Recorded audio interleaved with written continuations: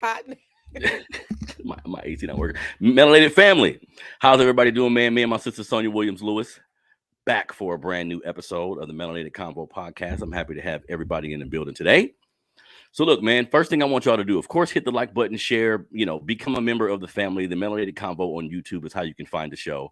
The Melanated Convo podcast on all of the digital platforms. Go there right now and become a member of the family if you have not. Also, my shirts, the Melanated Convo gear, right? The shirt I'm wearing right now, it comes in 3 or 4 different colors. I got the podcast logo on the shirt as well. The website is up and running. Go to Precision Create. PrecisionCreate.com. PrecisionCreate.com is where you can find all the shirts. You can find the service I offer where I'll make you your own shirts for your business or hobby or whatever. You'll find the link for the logos to get an idea of how much that'll cost you. If you need a quick logo made, a quick flyer made, I'm able to do all of those things for you. So definitely support a Black business. Again, that's PrecisionCreate.com. Family, so let's get into it, right? So today, the bulk of our show is going to be about my sister Sonia's specialty, right? Dealing with racism at work. How do you know you're being excluded?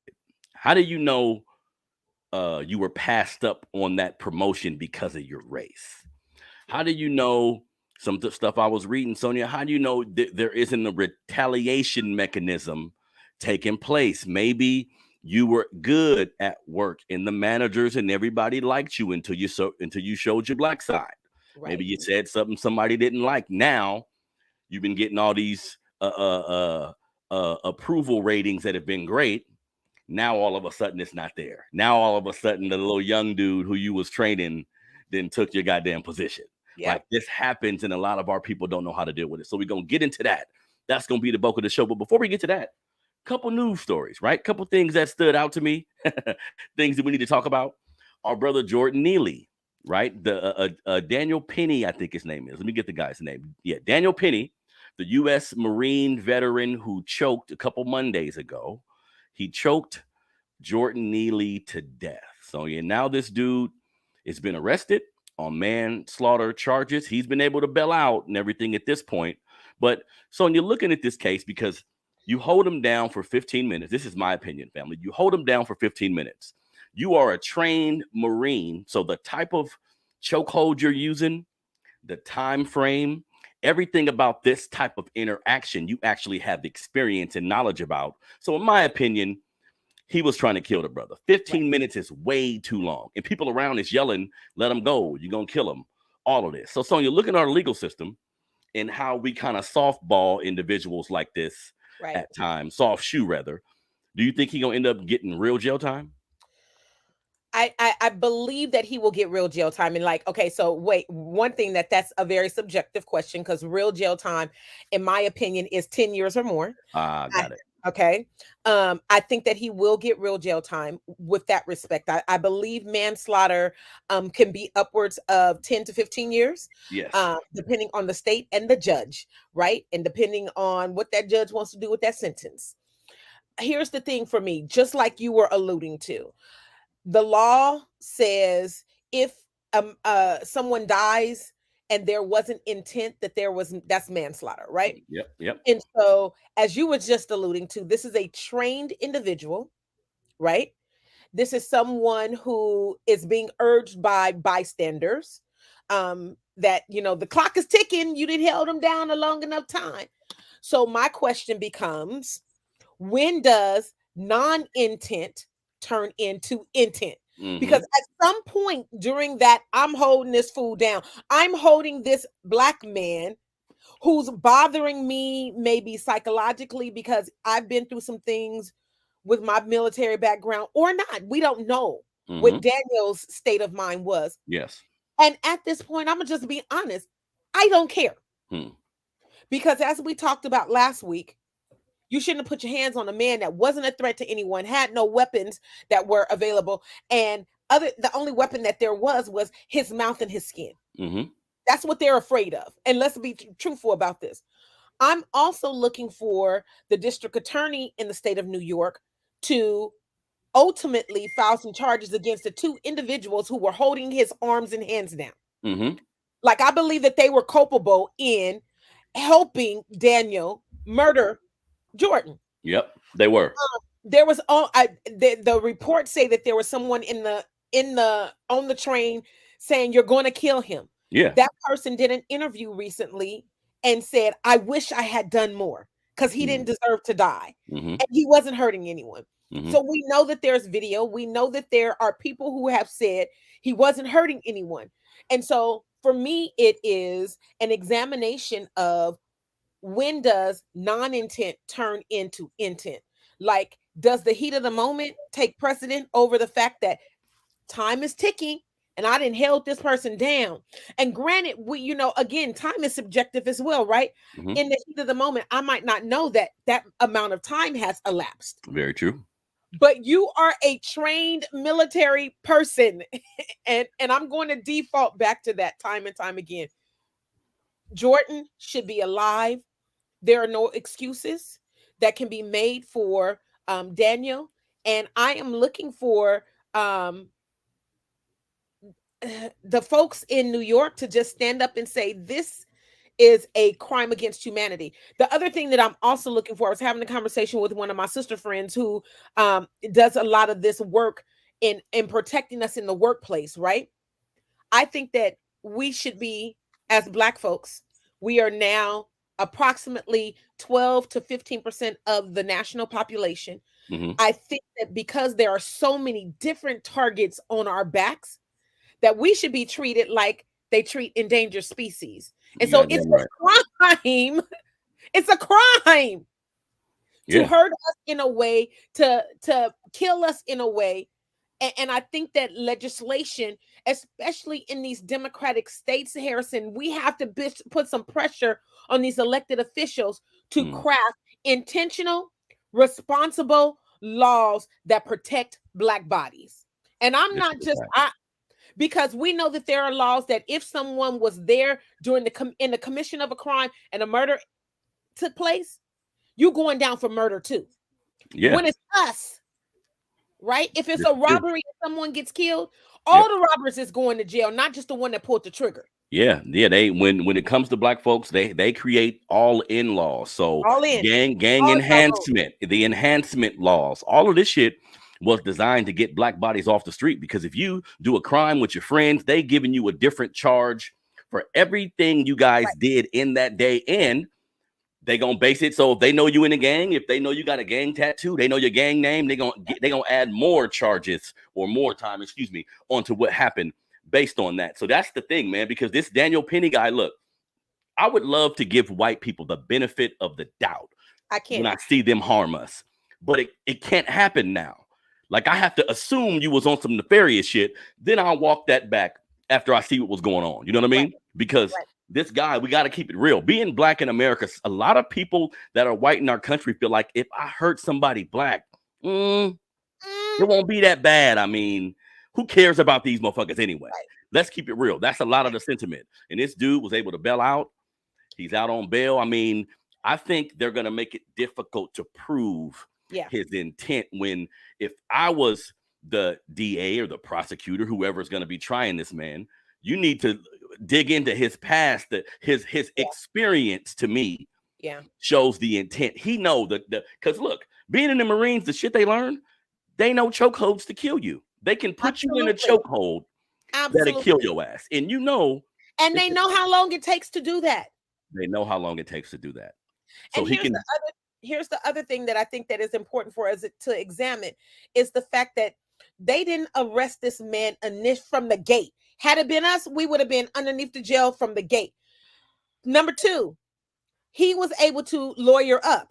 And in getting a lawyer, when you have the privilege of getting your own attorney, you know that the legal system is going to work and maneuver a little bit different for you. Number three, they let him clock in and turn himself in when it was like making an appointment. Oh, I'll show up at X time so that I can bail out by X time, because they know the process.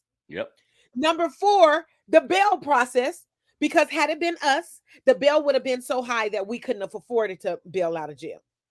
Now, we do know in these instances, when it comes to these white vigilantes, these those people who come out the woodwork and want to support, right? and allow for racist policies and procedures just to keep going forward. They come in droves making donations for individuals like a Daniel. Um, I'm just saying, in a in crafting new laws to protect Black bodies in these kind of instances, I think part of those laws would be like no bail. No Sit bail. your ass in Yeah. jail, Yeah. and let's figure out how we are going to address this situation. Because at the end of the day, we're not talking about someone who was violent. And for the life of me, I cannot. Here's the thing, people, we have to get this notion out of our mind.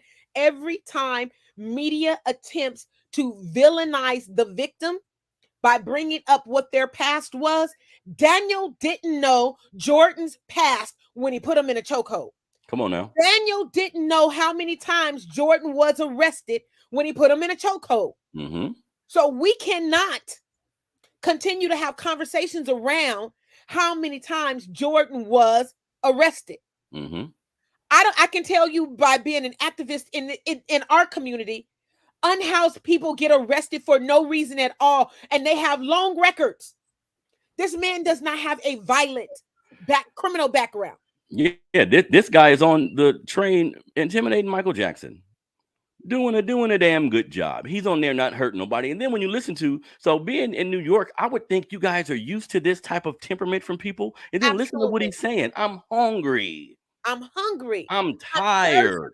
I'm tired. And if a man like that says, looks at you and gets to calling you a few names, you can walk away. He getting too close to you. He smell a certain way. Name me the interaction he can, or the temperament he can have that'll make you put your hands on him. Now, if he strike you, Right. this all changes. That's different.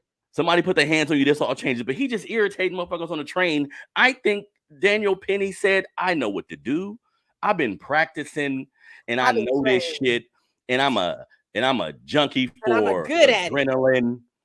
Let me see what I can do. Because his face was null and void. Like his face didn't show no goddamn sign of nothing. At all. A you see? Ghost. And then his homeboys was holding him down. When I first seen the video, Sonia, I'm thinking, who did this guy rob? This guy try to rape a woman and they're subduing him until the cops come? Like how they was treating him. So him, the two dudes who was involved, which it looks like one of them was black or light-skinned or something like that. Okay. So his ass got to be held accountable because we take race off the table sometimes. Yes. And no, we need to look at that first because we understand how people feel about us. Absolutely. So RIP to the brother Jordan Neely. You know, once we get in this system, man, and they lawyer up and they have the complexion for the protection, like Paul Mooney would say, it makes it difficult to prosecute them. But I like social media and grassroots organizations. Sometimes they are the catalyst to get people arrested. Yeah. They cause a lot of uproar to make shit like this happen. So RIP to that brother.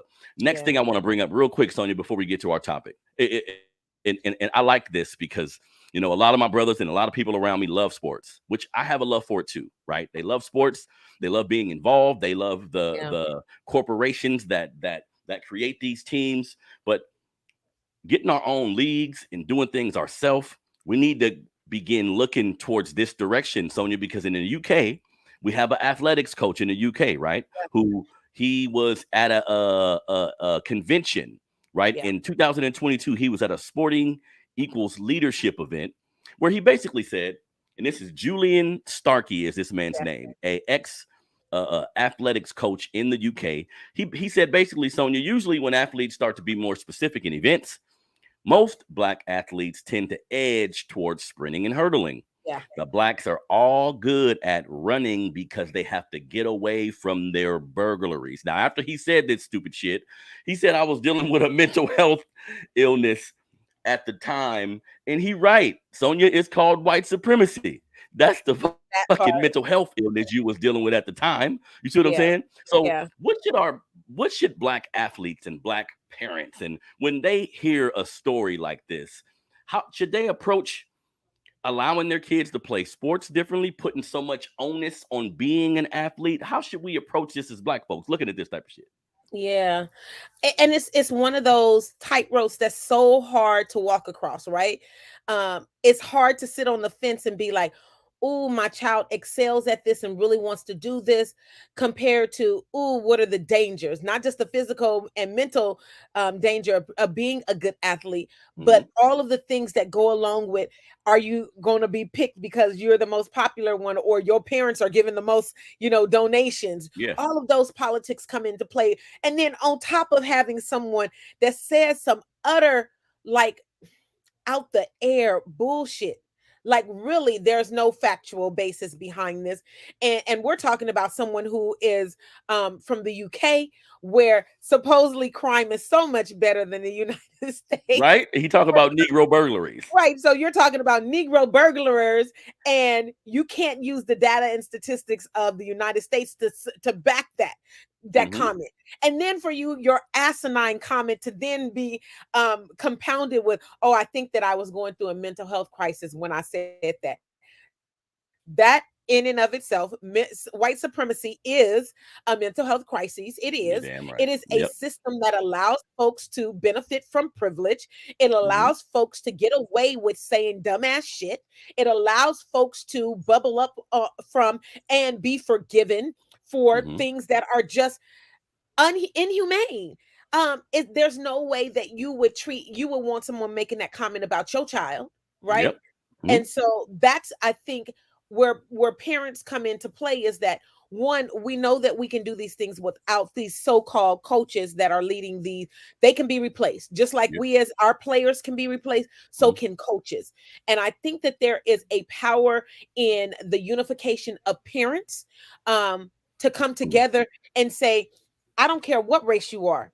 Had he said this about your child, you would not be okay with it. So because we're parents, we need to come together and make sure that this person is removed from this program, because it doesn't just offend the Black parents in the program. It should offend all parents in the program, because they kids still got to play with these Black kids. Yep. And sometimes it's very important to point out these type of situations, Sonia, because this mentality is what Yes. causes us to lose our life in Yes. America.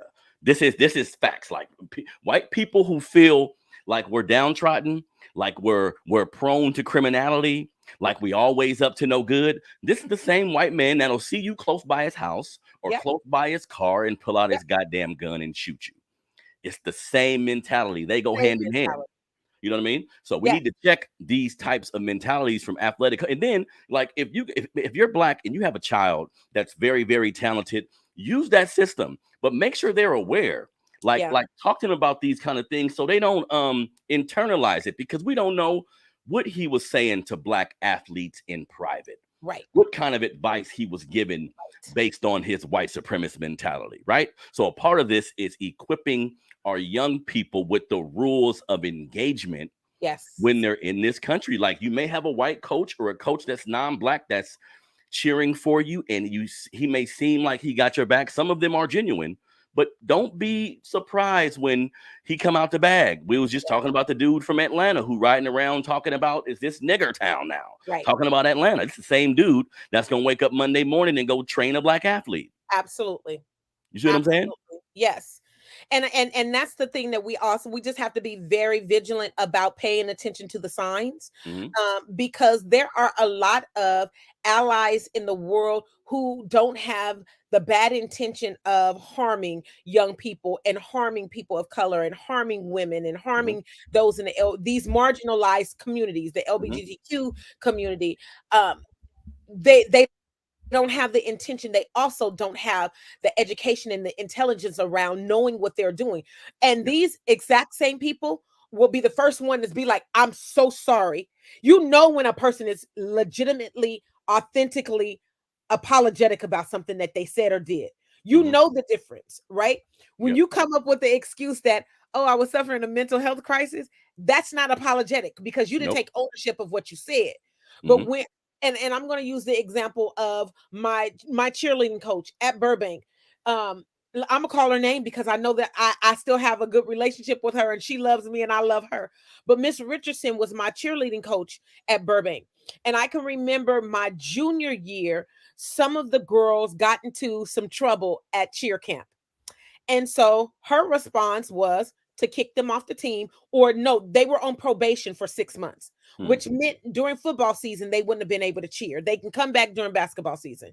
And so these girls decided, we gonna create a smear campaign around her. She's a white woman, saying that she kicked us off the team because she was racist. And for the life of me, I was like, y'all was in that dorm room at Sac State with y'all. And so I had, as a leader, even back then, I was like, y'all really not about to do that, because the Burbank at the time was majority Black, and the whole cheerleading squad was Black. So if it was racist, if it was racially motivated, she would have kicked us all off the team. But what we do know is that there were comments that she would make just because she didn't know about Black culture. Like she would say, put your hair in a ponytail like this, or why can't y'all's ponytails look like this? Yeah. And we would be like, cause Miss Richardson, we ain't got white hair. You know, and she would be like, oh, well, for real, you can't, brush your hair and it'd be, no, we can't. Yep. And when she knew that that was legitimately the case, she would back down. She was like, I'm so sorry. And I'm glad that you brought that to my attention. And she had been working with Black kids in the inner city for forever, but no one had taken the time to tell her about Black culture. And so eventually the girls were like, we're not coming back to cheer. Did that hurt us as a team? Absolutely. We were known for being like one of the most dominant, aggressive cheerleader squads in the city. Like, we got it in. We got trophies. We would go to competitions, and we would take it. We knew we was taking it. But because, half our squad was banned for 6 months and they decided not to come back, it impacted the rest of us. And so we as a community have to say to ourselves, how do we recognize when we see someone who is maliciously trying to harm us? That's one thing. And two, not allowing our emotions to get the best of us and twist something that isn't something, and using the folks who want to be allies and want to be in spaces with us to our advantage, because she could have made life hell for those girls in so many other arenas, because we know that the education system has always been racist. She could have went to the principal and conflated what they really did at the campus, which she didn't have all the proof of. They did some other stuff that they didn't get busted for, but she didn't have proof of it. And she didn't conflate it, but she could have, because we've seen that. We've seen women yell rape, and all they were done was looked at in a way that they felt like, oh my God. This is a fact, Sonia. This is a fact. So that's when we as a community have to step up and say, let's put on our big girl panties and our big boy underwear and be like, okay, this is what happened. Stand on the truth of what happened, and then be courageous enough to say, this is how we can work this out. Right? Yeah. And that's the thing. It's funny you bring that up, because I think as Black folks, that's something we have to be wary of. Like, you have to recognize, am I looking at a true ally? Yeah. Am I looking at a racist person or unaware person? And the interaction should let you know, because again, most white folks do not live around us. Right. Our culture, a lot of things about us personally, they have literally no idea about. Now, they can take that lack of knowledge and create stereotypes and bigotry type feelings. Right. Or if they're a real ally, once it gets brought to their attention, they'll address it. They'll answer the question. They'll be enlightened. Yeah. And say, okay, boom, now I know this. Now I can move differently. You see? Absolutely. So it's crazy that you had that type of sense of mind at such a young age. You know what I mean? Because you are a person who is heavenly against racism. Yeah. But if you see a white all levels, like yeah. So if you see a white ally who is treated unfairly, you got to say, hey, y'all, not this time. Like, you know what I mean? We know this happens, and let's be ready, but not this time. But again, you mentioned something that was important. Sometimes women can yell abuse and the world will stop. People will stop and say, well, let's address this. And sometimes they be full of shit. That happens in our country. You know what I mean? So absolutely, we need to be aware of this as parents. I brought this story up because parents who have kids in athletics, you got this big 6'2" fast ass running back. Just know how he may be treated. Just know how they may be looking at him, so you can fully equip him to deal with this world. You feel me? Now, absolutely. Topic of the day. My sister Sonia Williams Lewis goes into companies. Her business Ascribe Educational Consulting. She goes into companies and help them deal with their racist viewpoint, deal with the lack of diversity, deal with the little blind spot some companies and white people may have, right? But today, I want her to break it down for us because I've been at companies. I know a lot of people who've been in corporations and they like, damn, I've been in this same position for 6 years and Bobby and Billy that didn't got promoted. Sonia, so when we look at racism in the workplace, what are some of the signs you tell Black employees, Latino employees? What are some of the signs they can look at to see, you know what, maybe I'm being treated unfairly because of my race? Yeah.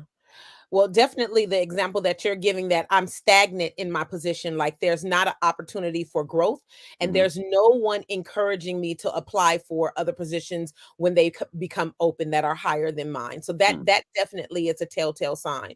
I tell Black women in particular, women of color in particular, to be courageous enough to ask about pay wage, because we know that there are some pay wage gaps when it comes to what women are paid compared to what men are paid, and then break down from white women all the way down to Black women and Latinx women.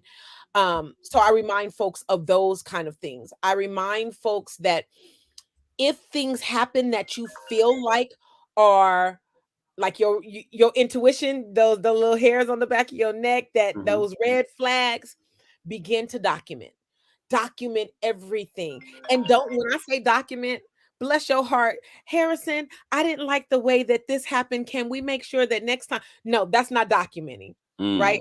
That's making someone aware that an issue is, brewing or might not be brewing, right? Because depending on who's receiving that information, they might sweep it under the rug, ignore you, whatever. Document means send it, put it in an email. So wait, are you saying email a manager or someone in authority, or like create the email and then save it? So later on, you have this documented. It's fresh in your mind, and if you need to present it to someone, you can. I'm saying that first level of defense is whoever that interaction is with. I'm sending them an email. I just wanted to clarify during our meeting. I just wanted to clarify during our interaction that X, Y, and Z happened. Wait for their reply and then be like, okay, I completely understand. And maybe this might be something that we can either use in training, bring up in the next meeting, things of that nature. Maybe this is a learning moment for all of us. So begin the paper trail. Those are your paper trails, are your allies. I can tell you, in my last corporate position, I was a teacher at Sac City Unified School District, and I was pushed out because I was outspoken. I could come up with lots of other reasons why I felt I was pushed out. I feel like I was pushed out because I was an outspoken woman. I feel like I was pushed out because I was Black. I feel like I was pushed out because I was younger than the man who was the principal, and he felt like I always came across as if I knew more than he did. And so there are lots of reasons that I felt that I was pushed out, but nonetheless, I was pushed out. I created paper trails, and I didn't just create paper trails between he and I, the person that I was having an issue with. I recognized who my allies were in the room, and I also elicited their assistance in helping me create this paper trail without them even knowing it, right? So I would be like, Mary Liz, who eventually she was my high school cheerleading coach, eventually was a teacher that worked in my program at my last teacher position. And I kind of like was her boss. And it was kind of, really weird because I was always calling her Miss Richardson. She'd be like, call me Mary Liz. I'd be like, I can't do it. But so I would send her an email and I'd be like, did you hear during the meeting? Am I crazy? Or did I not hear that this was said? So I'm creating a paper trail to be of assistance, that I'm allowing for, I'm getting someone else's assistance in helping me create that document, that documentation for me. And it doesn't have to be like, girl, don't you feel like this was wrong? It don't have to be like that. It just can be a matter of, can you help me clarify? Can you help me understand, so that in the future, no one will be feeling this way, because I'm feeling a certain kind of way. So that's one thing, is document. So wait, so I just want to say something real quick. So that makes sense, because that's a calm and calculated perspective, like preparing for if this gets worse, preparing for Yes. if I have to present it to somebody, Yes. because we all know Black folks who sometimes, let's say you at work and that interaction happens, you don't want to get loud at the time. You don't Yeah. want to address it in this semi-aggressive manner. So you don't want to go to lunch with 4 or 5 of the people from work and you talking reckless Right. about that interaction in that person, because they can be mentally documenting what you're saying and that shit can be used against you, right? Absolutely. And so that would be the next thing that I would say. Watch who you think are your allies in the room. Because if something, an example that you just gave, you go to lunch, a conversation that seems very lighthearted, and someone else who wasn't in that setting knows about y'all's conversation, that might not be the people that you need to be going to lunch with and confiding in, right? Mm. The other thing that I tell people in workspace is to find people who are like you, who might be having the same experiences as you, because I Hmm. promise you, you are not the first Black person, Black woman, trans person. You're not the first. I promise you, to have experienced these kind of aggressions in the workplace. And so I would just, be paying attention. Like when a comment is made, look around the room at the facial expressions and the body language of individuals, because people, without saying things verbally, say lots of things about how they agree with or disagree with what's happening in the room. Yeah. Yeah. Yeah. So, and then, so sometimes I see, let's say I've seen Black people who, um, let's just keep it real. Sometimes if we come from certain neighborhoods and we have to work at a job, right? Yeah. And let's say it's 80% white, 90% white, right? I think sometimes Black people feel like I have to code switch Yeah. in a way that makes me feel unthreatening. So, what's the damage of almost erasing your identity to be in these rooms and Yeah. have conversations with people? Because I've seen this happen, Sonia, and now they may slip in a Black joke. They may Absolutely. get a little too comfortable only because your demeanor is not only non-threatening, but you make sure you remove everything culturally you may Yeah. do or say. You know what I mean? Yeah. Absolutely. And that's the tricky part, because we all, in spaces that we live and work in, we want to be liked, we want to feel welcome, we want to Yes. feel like we belong. We just want to be. I mean, at the end of the day, we just want to be. We want to be able to collect the check and feel like we're comfortable in the space where we can go and do that, and not feel like we have to show up in a certain kind of way to do that job. And it's a slippery slope that we have to navigate. I call it doing the dance. Like, Mm. if you're not a good dance partner with me, and I step on your toes, I'm going to know it immediately, because you are going to feel a certain kind of way when I step on your toe, or vice versa, right? um it's one of those things that you have to make a conscious decision about who you are in showing up in spaces, especially that don't have a lot of representation that looks like you. Hmm. And so that's a choice. And I can say this today to folks, that it starts on day one. Because if you flip the switch along the way, people are going to be confused about you. Mm. So let me repeat What do that. you mean by flip the switch, Sonia? So if you go in day one and you're like super like conforming, you're like, I'm gonna do whatever it takes to, everything is all roses and kumbaya moments. And then the first thing that something happens, you flip the switch and you become angry Black Sonia. Mm. You can't do that. It's not fair to do that to people. So I say, be your authentic self to the best of your ability from day one. Hmm. And even if it takes having a pep talk with yourself in the mirror before you step out your house, if it's in the car mirror before you get out your car, keep reminding yourself of who you are authentically.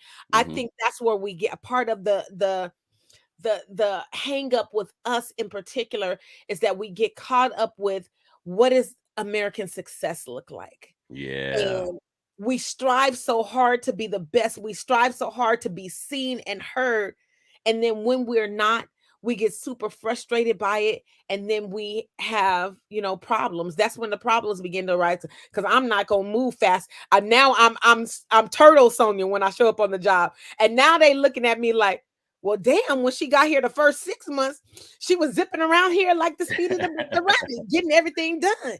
She set a precedent that she can handle X amount of work. And now she's doing it at her own pace because she see Becky over there doing the work hella slow. So she is now slowing down the Becky's pace. And the boss is looking at you like, you ain't Becky though. So wait, so you saying sometimes, because I'm picking up what you're putting down. You saying sometimes we enter the workforce knowing there could be a target on our back, knowing how we may look as Black people. So we're working harder than others. Like it's and initially you may not even feel like you're working harder. You may feel you're doing what you're supposed to do. Right. But then you get to looking around the office and see people doing it at their own pace, and you may say, you know what, fuck it. I'm gonna slow down a little bit, and that's to me that's because I'm giving mine 100%, but somebody else is only giving 60%. Yeah, and also are you taking advantage of me? Yeah. So what do you? Because sometimes I've seen folks, because you mentioned a good point. Show up your original self. Yes, be professional.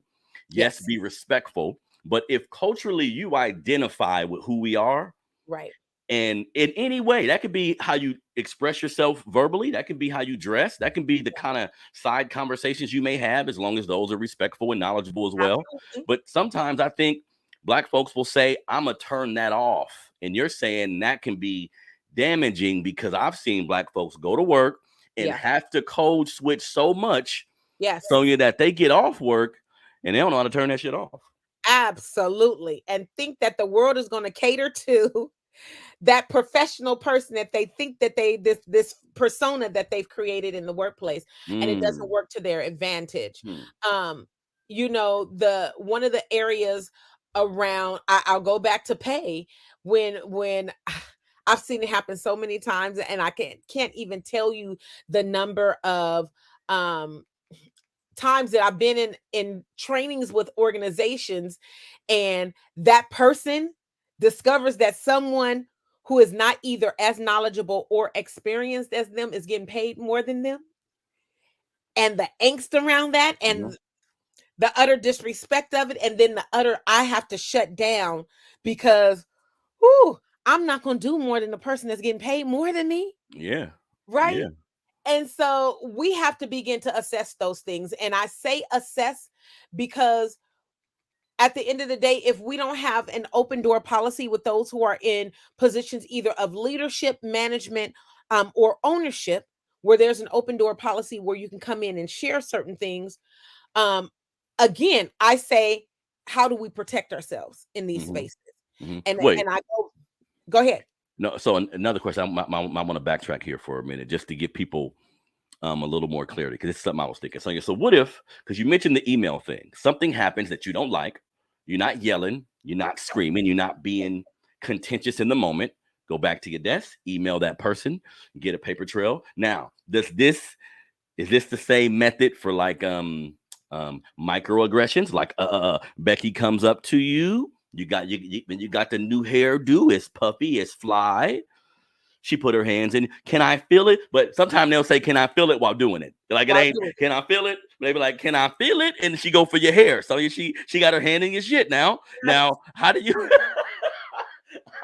how do you calmly, do you back up calmly and just give a little smile, then go email her? Or how do you address that in the moment without losing your damn job?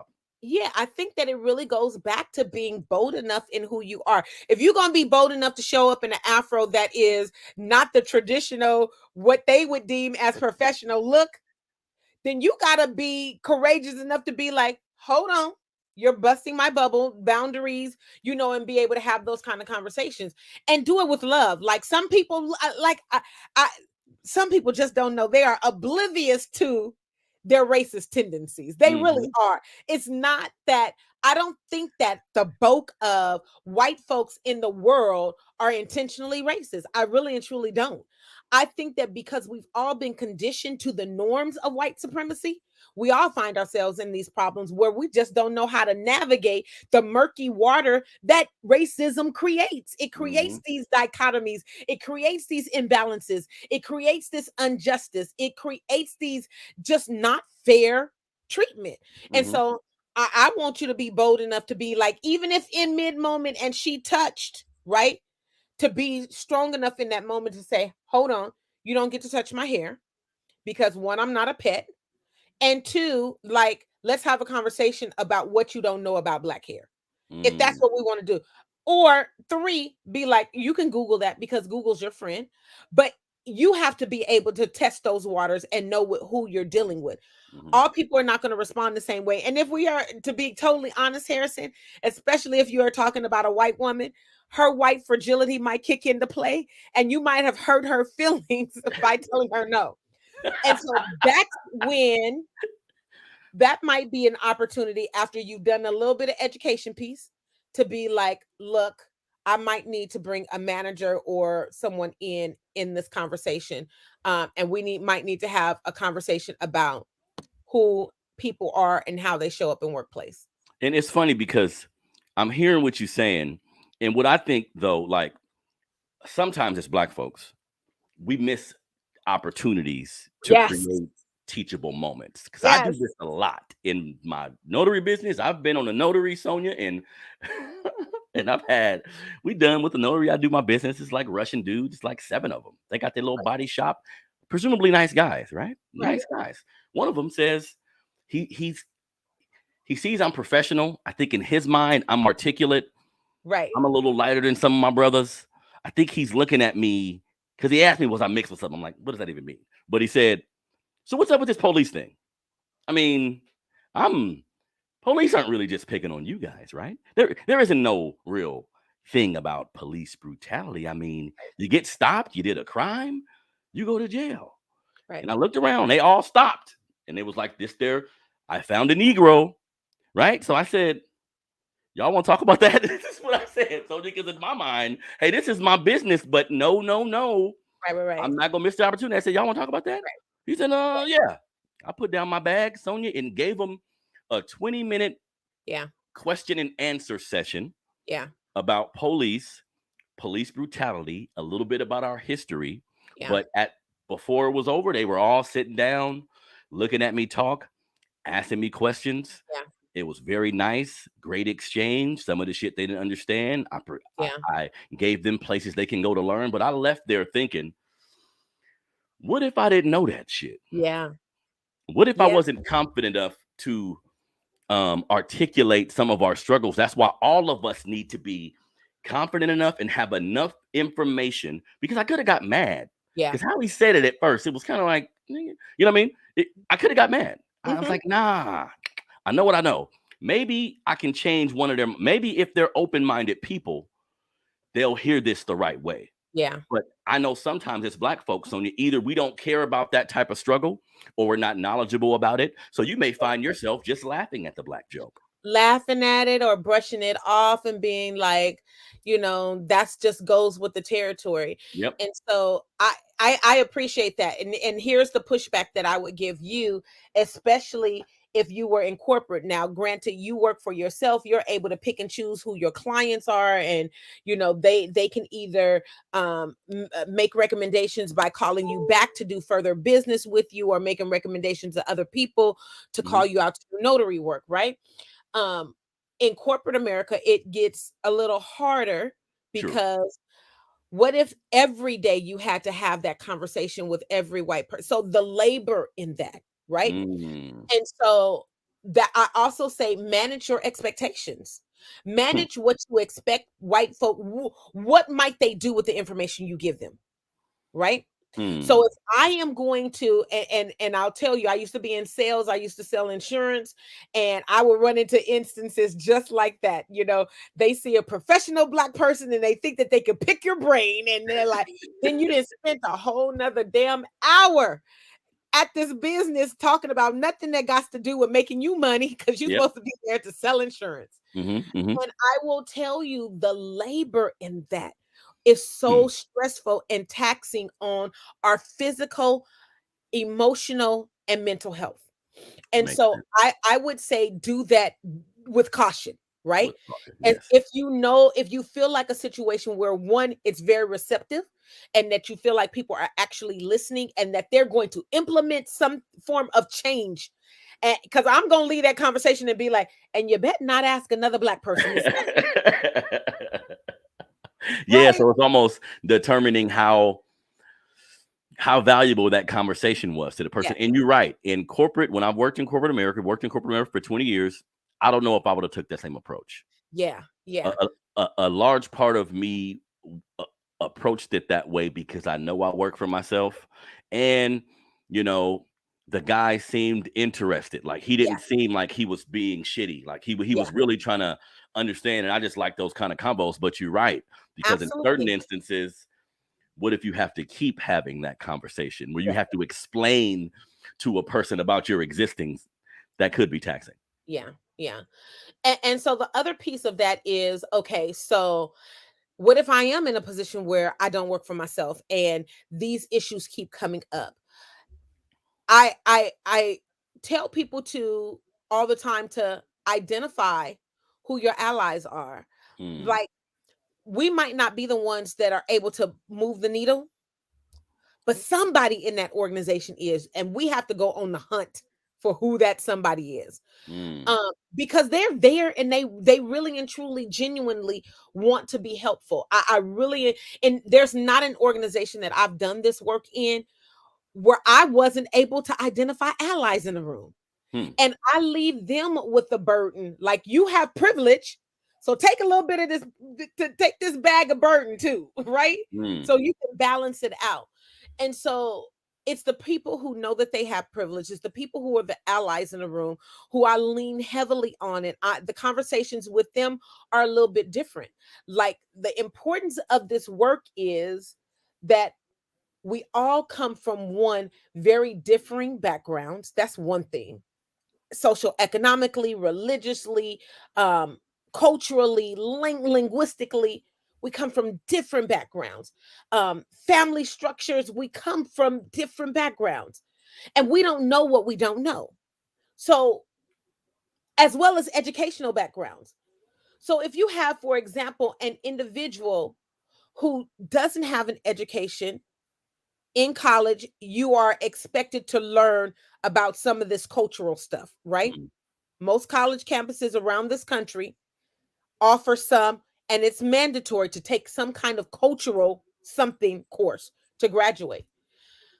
What about the people who don't go to college? And this is the conundrum that I present with leaders of organizations. If you have people who haven't been to college mixed with people who have been to college, and the people who haven't been to college have lots of experience in the field, the expectation that we begin to have to manage is we ain't talking the same language. hmm, So how do we bring two people together who don't talk the same language? Is we have to create shared language. We have to create shared values. If hmm, if equity is important, if humanity is important, we have to create some norms around the culture within this workplace. If hmm, everybody that you hire, you feel is competent and capable of doing the work you task them to do, Mr. Leader, Mr. Business Owner, Mr. Executive, Mr. Manager. If you feel like everybody here is capable of doing this task, make them feel comfortable doing this task in the body that they show up in. And so shared hmm, language and value says that we're going to treat people a certain kind of way. And we're going to identify when we're not treating people a certain kind of way. And so hmm, there's language around that. So, in our workplaces where they have, safety rules in the lunchroom, or if sexual harassment shows up, they have the little thing about sexual harassment in the workplace. We're pushing for, I know that folks who do this work as seriously as I do, we're pushing for race-based norms being put in, anti-racist based norms being put in the workplace, so that people have language to be able to call out a microaggression. You're gaslighting me. You're using ableism to hinder me from doing my job. We need to have language around that. And oftentimes people don't have language to even identify and articulate that this is what's happening. So because I've been in several lunchrooms where they have the minimum wage and they have all the safety policies. You mean put some shit up there about if you're dealing with racism, or if something happens, this is what you should say, or just something for the non-black people to know. This can be a thing here in the workplace. Yeah. Maybe you should be aware of this. And then, companies hiring people like you it's brilliant. You know what I mean? And I was reading some study that kind of pointed out like between 1 out of every 4 Black people experience some sort of, or Latin Yes. people experience some sort of discrimination at work. And I think a lot of them, Sonia, because they need money, because they need the opportunity, they're not really Just willing take it. to address it the right way. Now, another thing before we go. So what about, because I was reading also, which I was trying to find out, how is racism break down in the workplace? And Yeah. one thing that it pointed out that I was like, this is a good one, the retaliation factor. Like Yes. you've been doing a great job. Your reviews have been stellar. Yeah. You're next in line for said promotion. Yeah. And then maybe you have a disagreement with a manager. Maybe it's a personal thing. Maybe you go out to drink with the manager, y'all off campus, and some shit happened where it was a little bit of tension. Now he brings that back to the workplace. And when it's time for your performance review for your raise or the new position, they look you over. How do a Black person address that when it seems like that's a little harder to prove, Sonia, but you see it happening, right? Yeah, all the time. And we see it happening. And those are the opportunities I believe that people can't pass by. It's more than being aware of who you are. It's being aware of how we relate in communal environments. If, like you and I, owning our own businesses, being able to be discriminate about who we choose to work with is very different from, you working in an organization that has multiple people, because you got multiple personalities with people with different experiences and backgrounds. And so it's a challenge. And we, lots of folks in our positions, find ourselves feeling like, I need this job, so I'm willing to sacrifice this thing that I'm minimizing. I'm just going to minimize it just a little bit until we get so frustrated. And then what is the breaking point? You said 1 in 5 minorities experience some type of discrimination in the workplace. There's a recent study by, I believe it was Harvard, that said 3 in 5 Black women experience discrimination. So, when we're looking at it at the macro level, right? All minorities, and then we micro it down to specific minority groups. And then that minority group and the gender, it even becomes even more dangerous. And so if you are like, the Republicans would want to say that there are so many single Black women in the world leading households. If you are that woman, or not, because we know that Black households are not only led by single Black women. If you are that woman who needs that job to make sure the food is put on the table for you and your children, you might make some sacrifices. And those sacrifices might be like, zip it, I might not say something about this, and it might, I might brush it by until something big happens. And I'll use the example of Tesla, right? Not once, but twice. They've had to pay out millions of dollars to 2 employees, Black brothers, who put up with some bullshit on the job. And in putting up with that, when they were sued, because the evidence was there, they went through all the necessary chains of commands to bring this to the attention of leadership, and nothing still was done. And so Tesla had to pay. And it's like, we just got the ruling, the verdict that came out in the case against the woman who sued Donald Trump for whatever it is that I'm trying not to follow the case. But he was found guilty, has to pay her $5 million. Could Trump turn around and do what he normally does and file bankruptcy? He could, But we also know that being found guilty of something says something about who you are and what your character is. Definitely. So at the end, we have to acknowledge that sometimes we'll have a Black person on a job and you need the money and you're taking all this bullshit, and this can begin to affect your health. Yes. This can begin to affect how you manage your free time. Like this, it's not just an emotional thing in the moment, this can have a lasting effect on Absolutely. your body, like in general. This has been proven too. So I want all Black folks to, you need that job. Take the necessary steps to put yourself in a position where you may not need the job as much. If you know you need it, you may want to shut your mouth, but document things like Sonia said. Create an environment outside of work that's positive and flourishing. You know what I mean? Do what you need to do to feed your family, but not at the cost of your Not at soul. the expense of yourself. Yes, Yeah, we are you know what I mean? important. Yeah. I So say, know some of these blind spots, create, that value system and shared language around your workplace. Understand and help people understand what privilege looks like. Who's the target? Who's the target and who's the non-target? It's important that we understand that when we're talking about, let me just use an example. If we're talking about let's say if we're talking about genderism, we know that it has to do with male, female, right? Or we think, or who is identifying and expressing as what gender. The non-target group is going to be non-transgender individuals or gender conforming people, or what's also known as cisgender. Cisgender meaning that at birth you were born this way and you accept and express that that's who you are. The target group who experiences a lot of oppression would be people who are gender non-conforming. It might be the person who shows up in the job and quote unquote if they were appearing to be a female, but they get labeled something like butchy, right? And I'm not an expert on, I shouldn't say that. There are some language and words that are acceptable in the LGBTQ plus community, and we need to know those things, right?